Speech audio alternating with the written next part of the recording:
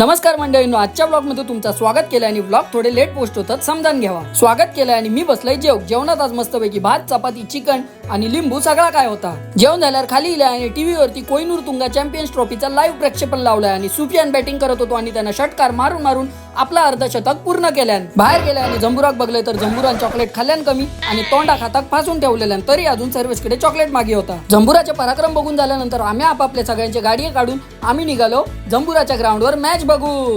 ग्राउंडवर पोहोचल्यावर बघलं तर ग्राउंड मस्तपैकी पावसामुळे हिरव्यागार झाला आणि अन्नूबाई सुद्धा गावले। अन्नूबाईका भेटान सुद्धा खूप बरा वाटला आणि प्रमाणीकडे यो केल्याबरोबर दादान तकडेसून कू केल्या तेवढ्यात तकडेसून अंग दिलो आणि माका म्हणता यवा यवा तुमच्या जंबुराच्या मैदानावर तुमचा सगळ्यांचा स्वागत आहे। मॅच बघता बघता बर्फाचे गोळे वालो तकडे इल्याबरोबर त्याका धरला आणि त्याच्याकडून मस्तपैकी बर्फाचे गोळे खालो। बर्फाचा गोळो खाऊन थंड झाल्यावर रंगत गेलो बॉलिंग करू आणि कसली सरसरावून बॉलिंग टाकल्यान आणि बॅट्समनला बुलावून टाकले। यो बकरो मॅच बघूसाठी खास करून अमेरिकेतून इल्लो आणि कसलो झुंजता तो बघा। मॅची बघून झाल्यावर घराकडे इलो आणि पार्किंग मध्ये जाऊन सगळ्यांनी आपापल्या गाडी पार्किंग मध्ये लावल्यावर असा वाटत होता की पार्किंग सगळी आपल्याच माणसांची आहे। जंबुरा घराकडे इला आणि रिमोट चलत नव्हतो म्हणून आपटून त्याका चालू केल्यान मग मी म्हटलं आपटा आपटीचे खेळ बाजूक ठेवाय आणि भेटाय पुढच्या ब्लॉग मध्ये। तर सर देवा काळजी।